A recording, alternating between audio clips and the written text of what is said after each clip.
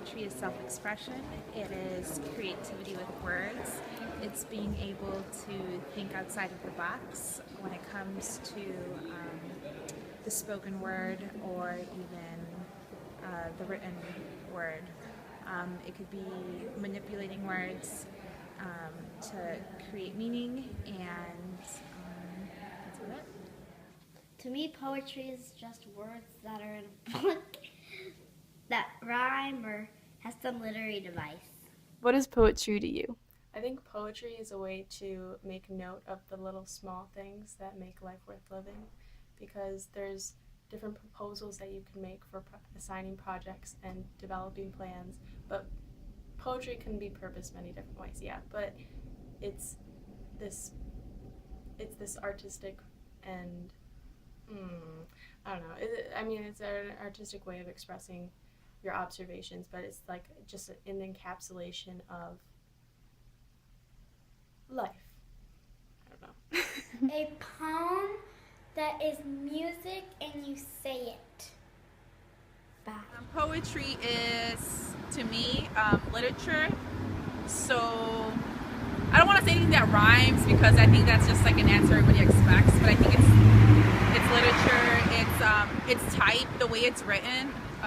Like some of the French poetry, if you ever look at it, it's like they kind of emphasize certain words. And as a graphic design major, I guess we're used to looking at type. So that's definitely one of the concepts. And then I guess anything that has anything with like I consider rap music, some rap music, not like the new stuff, like old stuff, kind of like Tupac or Common. I consider them poets. Once you kind of take like the music out or the beats, to me it's poetry. So yeah, I consider that poetry. Poetry, it's basically saying words that rhyme in a rhythm, and yeah, that's pretty much what poetry is. Words that rhyme go together, and people snap after you do poetry. It's usually for entertainment. Good. So I think poetry or poetic language is language that's musical. It appeals to senses. It's something that you hear as well as read. I think it is saying words from a book.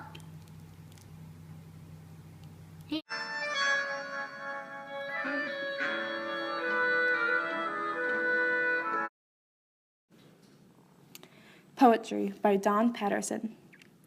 In the same way that the mindless diamond keeps one spark of the planet's early fires trapped forever in its net of ice, it's not love's later heat that poetry holds, but the atom of the love that drew it forth from the silence. So if the bright coal of his love begins to smolder, the poet hears his voice suddenly forced, like a barroom singer's, boastful with his own huge feeling, or drowned by violins. But if it yields a steadier light, he knows the pure verse, when it finally comes, will sound like a mountain spring, anonymous and serene. Beneath the blue oblivious sky, the water sings of nothing. Not your name, not mine.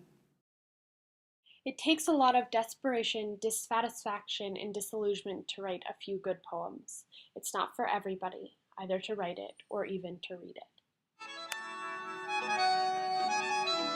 Poets. I'm going to be performing this piece I call Red Crayon, although I don't usually title my pieces, so whatever. Here we go.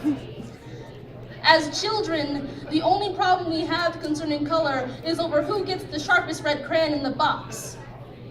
One of us wants to draw a flower, one of us wants to draw a fire truck, and one of us dies. As children, we get shot down on the street because God has a brown crayon in his hands when he colored our families. A man who drew pointy badges on his disproportionate stick figure stands before us, a blurry weapon in his hands as a red crayon gets passed from Ferguson to St. Louis to New York to Cleveland and back again. Which state on our coloring book of America is not red? And why are they fighting like children over who gets the red crayon next? Lives are being treated as gold stars. We are all children on this map, and it is turning red. You are turning red. We are turning red. It's a goddamn shame that those fire trucks and those flowers are the same color we shout about on the streets. Our hearts pumping dyed wax through our veins. It comes to our cheeks as we grieve over our lost brothers.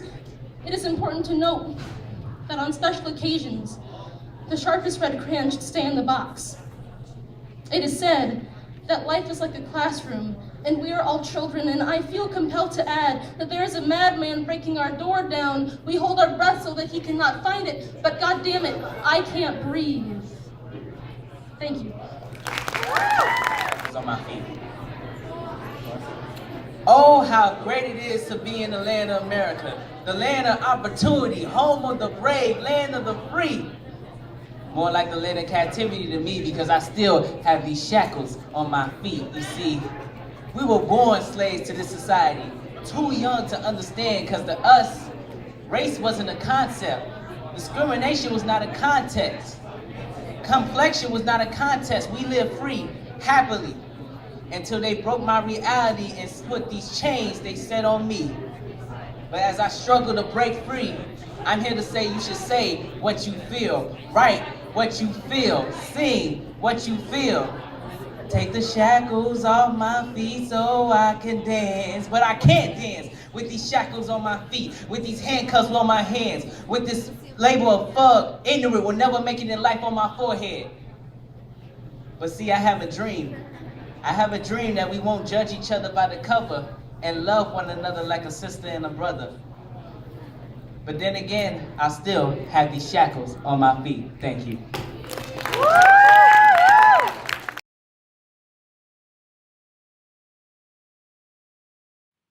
I remember a clove chewing gum period and a juicy fruit chewing gum period, and then high school, a period where dentine somehow seemed a sophisticated choice.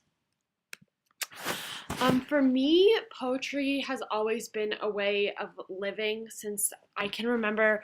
Writing has been as natural as breathing, and of all of the genres that exist, I find myself most at home in poetry.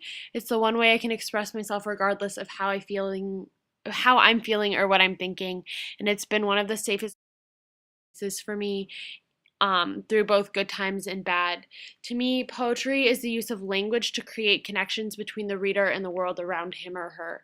It's a way of opening up people's eyes to others' experiences and the experiences of those around them. It's a portal that exists between feeling and understanding, between the writer and the reader and the world. A poem is a means of transportation into another person's life and experiences, and through poetry and the door it opens, we find parts of ourselves that we didn't know existed. To me, poetry is a way for people to share and communicate their unique experiences and yet find common ground with others. Because to me, many of our experiences are similar, or at least have a thread of commonality to them that can echo in our own lives and feelings. And while other forms of literature and storytelling can do this, poetry is a way for people to express themselves in the most precise, concise, and descriptive way that can create works of art unlike any other. For me, the best kind of poetry is the short, descriptive kind that creates a snapshot or encapsulates a moment or a feeling within it. One such poet I love for writing is Lang Leave. Of her two poems of poetry, one of my favorites is this one, A Reverie. A dusty room, a window chair, unseeing eyes that gaze into the montage of a love affair, a carousel of memories spinning round into a blur. Her mind is now a fairy ground ride. She wonders if you think of her. Happy Marriage by Taslima Nasrin. My life like a sandbar has been taken over by a monster of a man. He wants my body under his control, so that if he wishes he can spit in my face, slap me on the cheek, and pinch my rear. So that if he wishes he can rob me of my clothes, and take the naked beauty in his grip. So that if he wishes he can pull out my eyes, so that if he wishes he can chain my feet. If he wishes he can, with no qualms whatsoever, use a whip on me. If he wishes, he can chop off my hands, my fingers. If he wishes, he can sprinkle salt in the open womb. He can throw pepper in my eyes, so that if he wishes, he can slash my thigh with a dagger. So that if he wishes, he can string me up and hang me. He wanted my heart under his control so that I would love him. In my lonely house at night, sleepless, full of anxiety, clutching at the window grill, I would wait for him and sob. My tears rolling down, I would bake homemade bread so that I would drink as if they were ambrosia of his pelaginous body, so that loving him I would melt like a wax.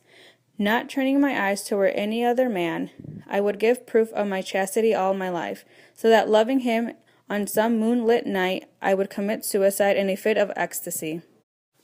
What I think poetry is it goes beyond just words of expression. If not, it's someone's experiences in either fiction or nonfiction. And so I could really connect to this poem on a very personal level.